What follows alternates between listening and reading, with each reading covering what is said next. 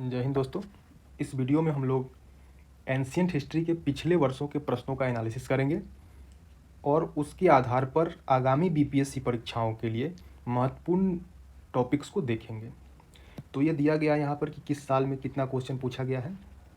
तो एवरेज जो 5 साल का है वो 6 क्वेश्चन है, लेकिन हाल के वर्षों में पीटी परीक्षा के पैटर्न में थोड़ा बदलाव हुआ है कि साइंस के क्वेश्चन ज़्यादा पूछे जाते हैं।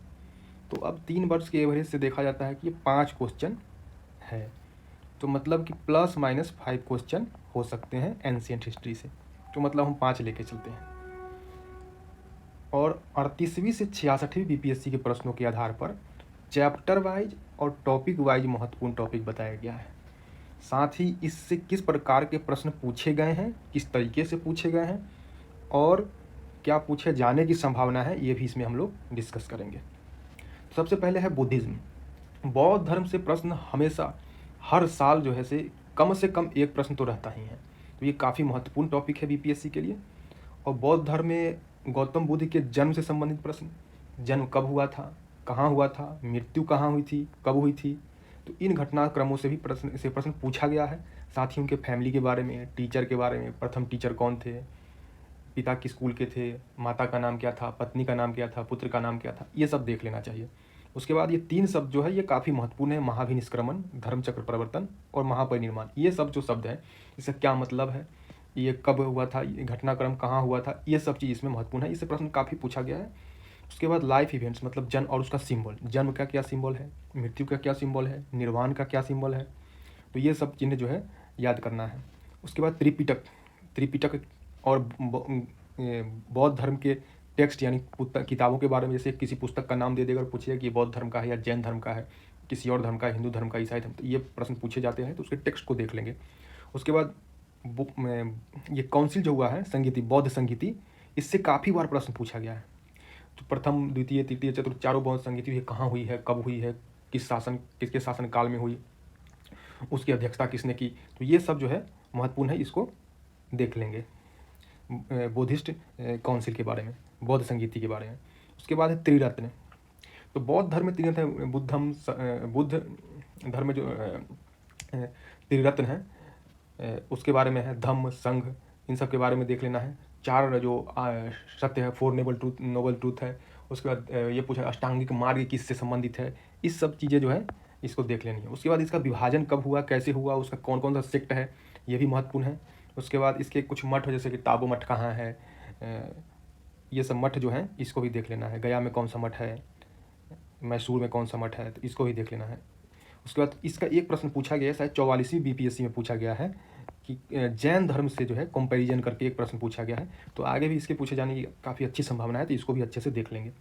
उसके बाद दूसरा जो महत्वपूर्ण टॉपिक है जैन धर्म का है। जैन धर्म में महावीर के जन्म और मृत्यु से संबंधित प्रश्न, उनके भी फैमिली और टीचर से संबंधित प्रश्न, और जो कुछ महत्वपूर्ण तीर्थंकर है उनका नाम और क्रम कौन सा है, पहले कौन से हैं, दूसरे कौन से, ये जो महत्वपूर्ण है, और उनका सिंबल किस चीज़ से डिनोट किया गया है, सांड से किसको डिनोट किया गया है, सिंह से किसको किया गया है, शंख से किसको किया गया है, सर्प से किसको डिनोट किया गया है, तो ये काफ़ी महत्वपूर्ण है। उसके बाद इसमें भी त्रिरत्न के बारे में पूछा गया बीपीएससी में क्वेश्चन, त्रिरत्न के बारे में, पंच महाव्रत के बारे में। इसमें पंच महाव्रत में महावीर ने कौन सा पंच महाव्रत में जोड़ा, वो भी महत्वपूर्ण है।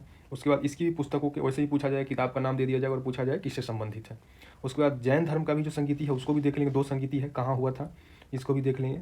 और उसका भी जो विभाजन हुआ है और सेक्ट जो है उसमें जैन धर्म का, श्वेतांबर और दिगंबर के बारे में, और या इन सब के बारे में देख लेंगे। उसके बाद महाजनपद है, छोटा टॉपिक है लेकिन काफ़ी प्रश्न पूछे गए इससे। तो उसकी राजधानी कहाँ है महाजनपद की, वैशाली किसकी राजधानी थी, चंपा किसकी राजधानी थी, मगध की प्रथम राजधानी कहाँ थी, इस तरीके से प्रश्न पूछे। इसमें प्रथम गणतंत्र कौन सा था, दक्षिण में जो जनपद था उसका नाम क्या था, और साथ ही जनपद में जो 16 जनपद हैं इसके, तो 16 जनपद की जानकारी कहाँ से मिलती है, बौद्ध धर्म की किस पुस्तक से मिलती है, जैन धर्म की किस पुस्तक से मिलती है, तो इसको भी याद रख लेना आवश्यक है, पूछा गया प्रश्न। उसके बाद मगध साम्राज्य में जो है मौर्य वंश के पहले के जो साम्राज्य है उसके संस्थापक और उसके अंतिम शासक को याद कर लेंगे। और हर्यक जो डायनेस्टी है उसके महत्वपूर्ण संस्थापक जैसे कि उदयन, अजातशत्रु, इनका कोई दूसरा नाम है तो उसको याद कर लें। कुछ महत्वपूर्ण कार्य है, उसको भी किस धर्म से संबंधित थे, ये जैन से थे, बौद्ध से थे, इसको भी देख लेना चाहिए। उसके बाद मौर्य पीरियड जो है वो भी काफ़ी महत्वपूर्ण है। इसमें भी जो महत्वपूर्ण शासक है उसके महत्वपूर्ण कार्य, उसके शासनकाल में कौन से यात्री आए थे, इसको भी देख लेना है। और मेगास्थनीज काफ़ी महत्वपूर्ण है, इसकी पुस्तक जो इंडिका है उसके आधार पर बहुत सारी जानकारियाँ प्राप्त होती हैं उस समय के शासन के बारे में। तो इसमें भी जो महत्वपूर्ण बातें हैं उसको देख लेंगे। उसके बाद अशोक के बारे में, अशोक काफ़ी महत्वपूर्ण है। रॉक एडिक्ट्स मतलब चट्टान शिलालेख, स्तंभ शिलालेख, गुफा शिलालेख, इन सब के बारे में जो है देख लेंगे। उसके बाद कलिंग वार, कलिंग युद्ध के बारे में उसमें देख लेंगे। कलिंग युद्ध कब हुआ था, वो जो कलिंग का शासक था वो किस वंश से था, ये भी पूछा गया प्रश्न है। उसके बाद जो बराबर की गुफाएं हैं गया में, उसको किसे दिया गया था, ये सब भी पूछा गया क्वेश्चन है। इनका दशरथ का जो पौत्र था, अशोक का जो पौत्र था दशरथ, उसने किस गुफा का निर्माण कराया था, तो ये भी काफ़ी महत्वपूर्ण है, इससे भी प्रश्न पूछा गया है। या फिर ये पूछ ले गुफाएं कहाँ हैं, गया में है, बोध गया में है, तो इसको भी देख लेंगे। उसके बाद इसमें सोसाइटी, समाज कितने भागों में बटा हुआ था, ये सब पूछा गया क्वेश्चन है।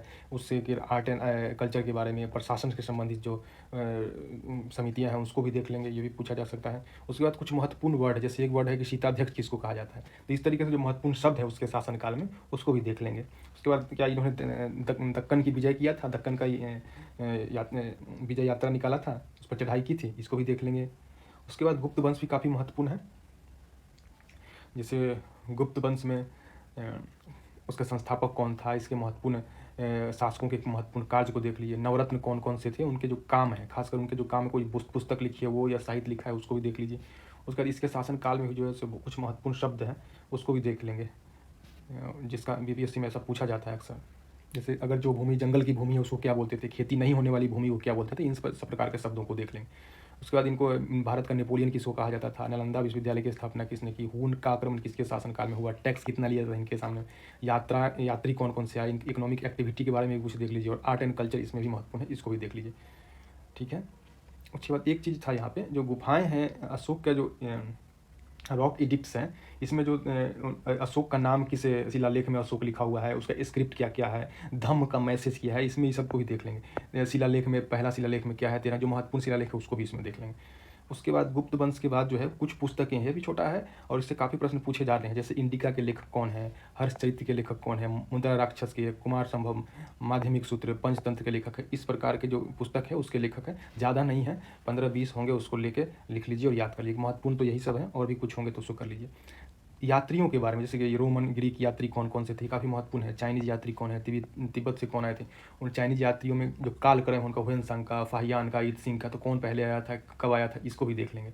ठीक है। अगर कोई पुस्तक लिखा है तो उसको सीयू की किसने लिखा है, तो इसको भी देख लें, काफ़ी महत्वपूर्ण है टेबल। उसके बाद पाल डायनेस्टी का जो है, ये चूँकि बिहार के शासनकाल से संबंधित है, इसका शासन बिहार में था, तो ये काफ़ी महत्वपूर्ण हो जाता है। जो इसके भी संस्थापक कौन है और इसके शासकों के महत्वपूर्ण कार्य को देख लीजिए। नालंदा विश्वविद्यालय में गांव किसने दान किया था, उदंतपुरी का स्थापना किसने किया, फिर से विक्रमशिला का स्थापना किसने किया विश्वविद्यालय का, ये भी देख लीजिए। और इसमें त्रिपक्षीय युद्ध में शामिल कौन हुआ था, ये भी देख लीजिए, क्योंकि ये भी उसमें शामिल था। उसके बाद पोस्ट मॉडर्न पीरियड में आर्ट एंड कल्चर देख लीजिए, और इसमें जो है से कुषाण पहले आए थे या यवन हिंद यवन आए थे, या शक पहले आए थे, तो वो कालक्रम भी देख लीजिए कौन पहले आया था। और उसमें कुछ महत्वपूर्ण शासक है, उसके महत्वपूर्ण कार्य को देख लीजिए। सुदर्शन झील का पुनर्निर्माण किसने कराया था, या फिर संस्कृत का शिलालेख किसने लिखवाया था, तो कुछ शिलालेख है जो महत्वपूर्ण कार्य है उसको देख लीजिए।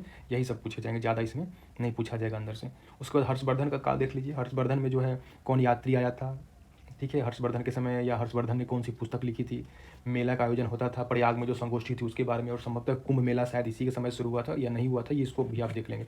उसके बाद उसके समय के कमर्शियल एक्टिविटी सेंटर, व्यापारिक जो केंद्र थे उसको भी देख लें। उसके बाद इंस्क्रिप्शन है प्रयाग और इलाहाबाद अभिलेख, भीतरी अभिलेख, यानी अभिलेखों के बारे में पूछा जाता है क्वेश्चन। तो जिस तरह से इलाहाबाद अभिलेख किसका है, भीतरी स्तंभ अभिलेख, भीतरी अभिलेख किसका है, मंदसौर अभिलेख किसका है, तो इसको भी देख लें, पूछा जा सकता है इससे प्रश्न। हड़प्पा सभ्यता भी महत्वपूर्ण है, और इसमें जो है आर्कियोलॉजिकल फाइंड्स और साइट, जैसे कि जुते हुए खेत के निशान कहाँ मिले हैं, ये पूछा जा सकता है, या मैच करने के लिए दे सकता है कि कांस की नर्तकी का कहाँ मिली है, पशुपतिनाथ की जो मुहर है वो कहाँ मिली है, विशाल स्नानागार कहाँ मिला है, इस तरीके जो है महत्वपूर्ण चीज़ है उसको देख लीजिए।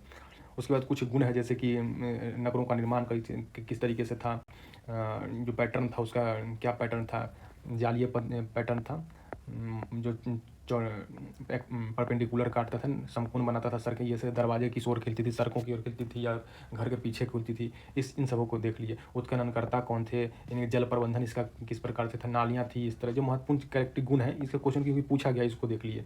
बर्तन किस रंग के होते थे, कौन कौन से सामान कहाँ से मंगवाते थे, चांदी कहाँ से उत्खनन होता था, तांबा कहाँ से लाते थे, इन सबको देख लीजिए। उसके बाद वैदिक कल्चर में ये भी महत्वपूर्ण है, जैसे कि वेद में देख लीजिए कि ऋग्वेद के 9वें मंडल में कौन सा है, पुरुष सूक्त क्या है, पुरुष सूक्त कहाँ से लिया गया है, त्रिमंत्र की रचना की है किस मंडल में है, ये सब देख लीजिए। उसके बाद वेद के साथ साथ वेदांग को देख लीजिए, और नदियों के कुछ पुराने नाम है उसको भी देख लीजिए, और कुछ देवता है जैसे इंद्र है, अग्नि है, उसका क्या काम है, पूषण कौन कौन चीज़ के देवता है, उषा किस चीज़ के देवता है, तो इसको भी देख लीजिए।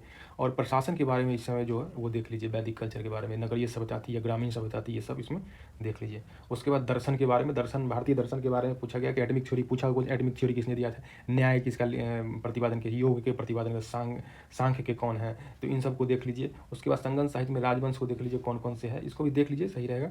चोल वंश में महत्वपूर्ण क्या है, इसकी मुख्य विशेषता क्या थी, पंचायती राज व्यवस्था थी क्या थी, इसको देख लीजिए कि पूछा गया क्वेश्चन। चैकोलिथिक किसको बोला जाता है, इसको देख लीजिए, पूछा गया क्वेश्चन है। तो यही सब प्रश्न है, यही सब पूछे जाएंगे। इसी को जो है देखने में, चूंकि ये बहुत बड़ा लग रहा है क्योंकि हमने इसको अलग अलग टॉपिक वाइज, एक एक टॉपिक वाइज और किस प्रकार से प्रश्न पूछे जा रहे हैं वो लिख दिया है, इसके कारण जो है इसके लंबा हो गया। लेकिन इसमें टॉपिक बहुत कम है, उसको पढ़ेंगे तो बहुत आसानी से, और इसका अगर चाहे तो संक्षिप्त नोट बना लिया, सिनॉप्सिस बना ले, ताकि रिवीजन करने में जो है आसानी होगी। परीक्षा के 10 दिन पहले, 15 दिन पहले, जब से आप एकदम से रिवीजन करते हैं तो आसानी होगी। ठीक है, तो इसी सबको करिए। Thank you for watching.